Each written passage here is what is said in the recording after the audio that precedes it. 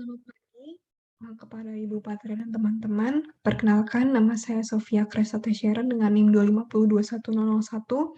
Izin mempresentasikan penelitian tesis saya yang berjudul Metode Penilaian Kerentanan Rumah Tinggal Tipe Pasangan Batu Bata Terkekang Terhadap Gempa di Indonesia, di mana dosen pembimbing saya adalah Pak Erwin dan Bu Asih.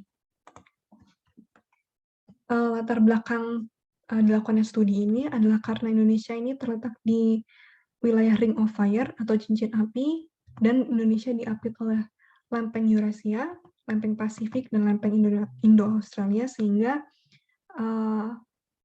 aktivitas kegempaan atau seismik di Indonesia ini sangat tinggi. Dan dari data BNPB pada tahun 2021, sudah terjadi 55 gempa bumi yang terjadi mulai dari bulan Januari sampai Agustus 2021, yang salah satunya adalah merusak 35.224 rumah tinggal, di mana nilai kerusakan rumah tinggal ini merupakan nilai kerusakan paling tinggi yang terjadi jika dibandingkan dengan bangunan-bangunan lainnya. Perlu diketahui bahwa rumah tinggal atau rumah residensial ini merupakan salah satu non-engineered building atau bangunan yang dibangun tanpa perhatian khusus detailing terhadap gempa, dan faktanya adalah 80% bangunan di kota di Indonesia ini merupakan rumah tinggal, sehingga diperlukan pemetaan kerentanan populasi dengan cara assessment. Dari studi saya yang saya sudah lakukan sebelumnya di tugas akhir saya, ditemukan fakta bahwa sebagian besar rumah tinggal ini berjenis confined masonry, sehingga fokus tesis saya adalah untuk menemukan atau membuat metode asesmen rumah tinggal khususnya tipe confined masonry terhadap gempa bumi. Pertanyaan penelitian saya adalah bagaimana metodologi asesmen rumah tinggal bertipe confined masonry yang dapat dilakukan oleh orang awam. Yang kedua itu bagaimana kondisi existing rumah tinggal bertipe confined masonry yang ada di Indonesia. Sehingga dirumuskan objektifnya adalah membuat metodologi asesmen rumah tinggal bertipe confined masonry yang dapat dilakukan oleh orang awam dan menunjukkan kondisi existing rumah tinggal bertipe confined masonry yang ada di Indonesia.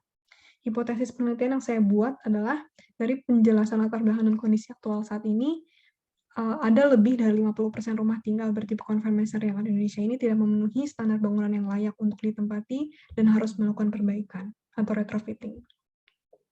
Berikut merupakan lingkup dan batasan penelitian saya yang gunakan adalah tipe rumah yang saya akan survei adalah confined masonry, kemudian pengambilan data akan dilakukan pakai aplikasi formulir, dan analisis dan membahas rumah tinggal bertipe confined masonry dengan panjang dinding lebih besar daripada 4 meter dan tinggi dinding lebih besar dari 3 meter, dan terakhir adalah penilaian kerentanan rumah tinggal tidak melibatkan inspeksi atau pengecekan tanah.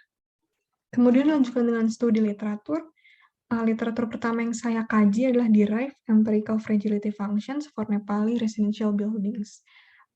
Intinya lah, studi ini bertujuan untuk membuat fragility functions atau fragility curve terhadap bangunan-bangunan residensial yang ada di Nepal berdasarkan data-data kerusakan dari gempa-gempa sebelumnya.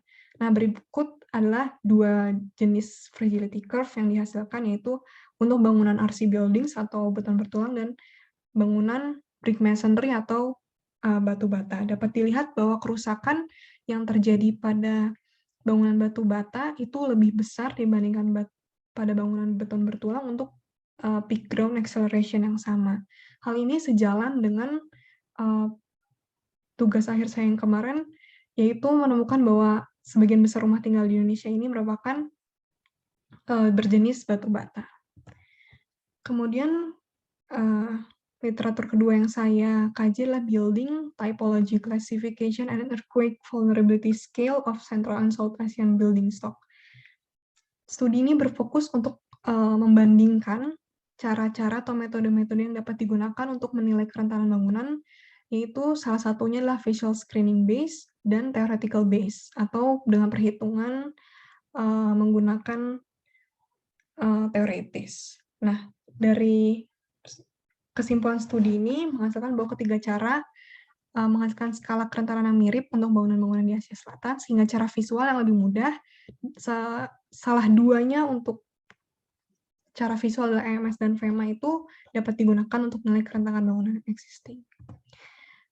literatur ketiga yang saya kaji adalah Assessment of Vulnerability Buildings Due to Earthquake Loading Using Rapid Visual Screening Smartphone Application. Studi ini bertujuan untuk mengembangkan sebuah aplikasi perangkat lunak pada smartphone untuk analisis kerentanan bangunan di Indonesia.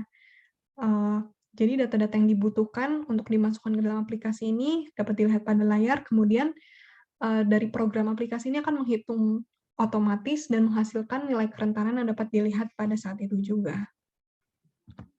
Kemudian saya jelaskan metodologi umum yang akan saya gunakan untuk tesis saya itu dimulai dengan studi literatur, kemudian saya akan menghitung, saya akan melakukan pilot survey, itu menghitung kerentanan rumah aktual, beberapa rumah yang akan saya survei.